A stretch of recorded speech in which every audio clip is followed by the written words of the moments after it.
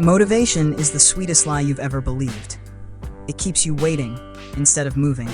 And every minute you wait to feel inspired is a minute you surrender control. The truth is, successful people don't move because they feel ready. They move even when they feel absolutely nothing. So if you still think motivation will show up, understand this. Waiting for the right feeling isn't discipline. It's procrastination dressed up. And if you truly want change, then it's time to stop chasing motivation and start reclaiming yourself. Welcome to No Brain, Fix Habit. This isn't another motivational channel. We dissect your brain and question your life. Here we mix behavioral science with brutal honesty to rebuild habits that actually last. If you're tired of surface-level hacks and ready to rewire from the root, you're home. Part 1. Why motivation was never meant to start anything. We all grew up with the same belief. To do anything, you first need motivation. Like motivation is the key that unlocks action. But neuroscience says the opposite. Motivation isn't a starter fluid, it's a reward. When you act, even just a little, your brain releases dopamine, and that dopamine, that's what feels like motivation. In other words, action creates motivation, not the other way around. A 2020 Columbia study confirms dopamine spikes after completing a task, not when you just think about it, but if you sit and wait for the right feeling. Your brain sees that as avoidance and begins to shut down proactive systems. The longer you wait, the more your brain assumes the task is dangerous, vague, or overwhelming. You think you lack motivation, but really, your brain just isn't getting triggered the right way. Every time you wait for a feeling, you're sending the wrong signal, and your brain, by design, will always choose avoidance over uncertainty. So the question isn't, do I have enough motivation? It's, am I activating the system the right way? But that feeling of needing to be ready, where does it come from? And why does it fool both you and your brain? In 2018, UCLA's Behavioral Science Lab found that the nervous system responds more reliably to clear action cues than vague emotional states. That's why a simple act, like opening your laptop, activates the system better than wondering if you're in the mood. Motivation doesn't live in your mind. It lives in the moves you make. And if you're waiting to feel ready, careful. You might be falling for a myth. Part 2. Why feeling ready is just procrastination in disguise. That I'm not ready feeling sounds harmless, but in truth, it's procrastination wearing a suit. It doesn't say don't do it. It says, not yet. Sounds smart. Until 6 months later, you still haven't moved. Readiness isn't a compass. It's a clever escape hatch. Your brain generates that feeling to delay risk, not to prep for action. Harvard researchers found back in 2021 shows the brain treats ambiguity like a threat, even when there's no real danger. That not ready feeling is just your brain dodging the vague, not signaling perfect timing. It's more seductive than old-school procrastination, dressed in logic but stealing momentum. Worst part? You believe it.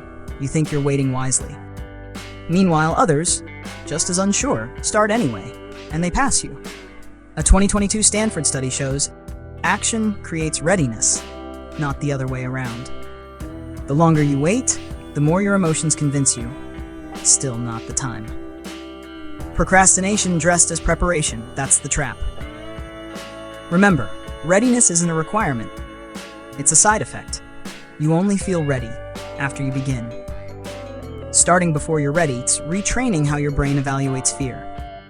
Small, early, steady moves. Break the disguise wide open. If you're still waiting for the feeling, you're following the brain's oldest con artist. If readiness is a lie, then maybe your brain's been playing against you all along. Which is why Part 3 will show you, your brain doesn't trust emotion. It only trusts motion. Part 3. You don't need motivation. You need momentum. If readiness is a myth, then what truly gets you moving? The answer isn't emotion, it's momentum. Because your brain doesn't need inspiration. It needs a sequence in motion, like riding a bike.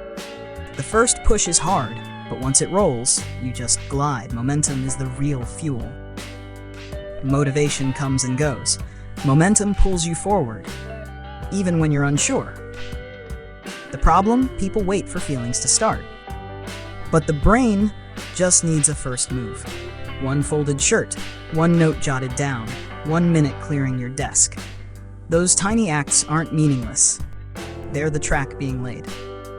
NYU Behavioral Lab 2021 found finishing one small task boosts likelihood of completing the next by 16% within 5 minutes. And additionally, Tokyo Neuroscience Institute 3 showed light repetitive motion activates the brain's self-control circuitry.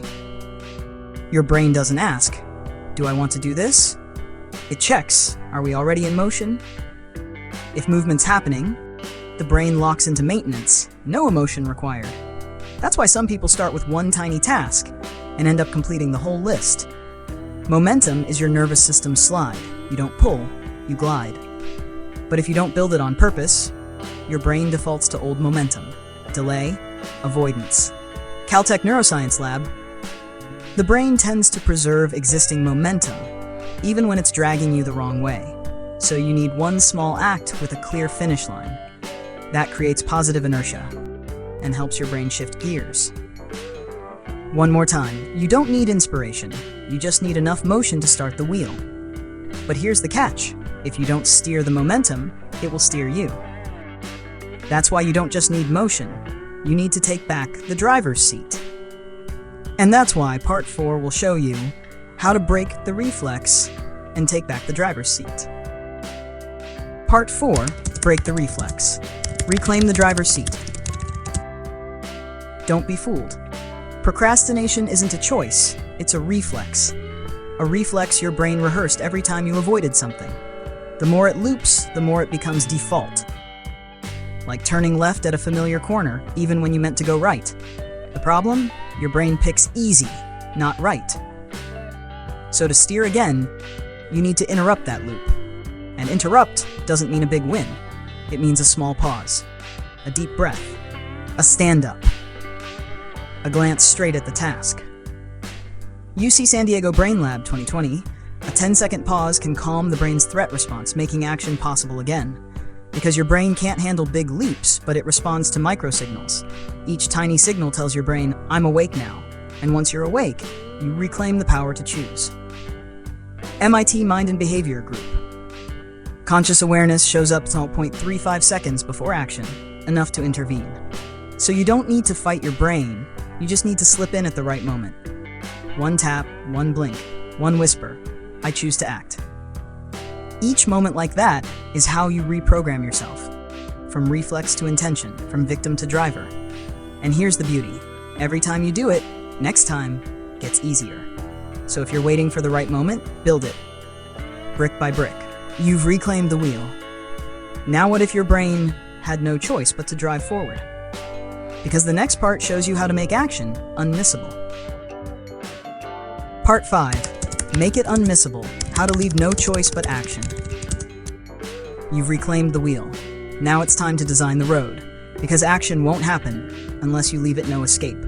Like a breakfast meeting, you don't cancel. You show up. So give your actions a time, a place, a date. Set alarms. Create reminders. Put a huge calendar on the wall. Even better, anchor it to something real. After coffee, you write. After lunch, you call. When you do that, action stops being optional. It becomes part of the plan. And if it still feels hard to begin, do it badly if needed. Just do it. Don't wait for emotion. Build the structure first. Your brain will catch up. Put yourself in a setup where not doing it feels weird. For example, play music when you start. Kill Wi-Fi before writing. Pin reminders in plain sight. When everything around you points in one direction, your brain stops resisting. At that point, action doesn't need willpower. Just the right environment. And when it's designed right, action becomes unmissable. Now you're not forcing yourself. You're being moved forward. If you ever thought, "I just lack willpower," now you know. You just lacked a system. Because sometimes the reason you can't move forward isn't fear. It's that your brain is defending you with distraction. And in the next video, you'll learn how to break that loop. For good. Take care, and I'll be right there with you. Talk soon.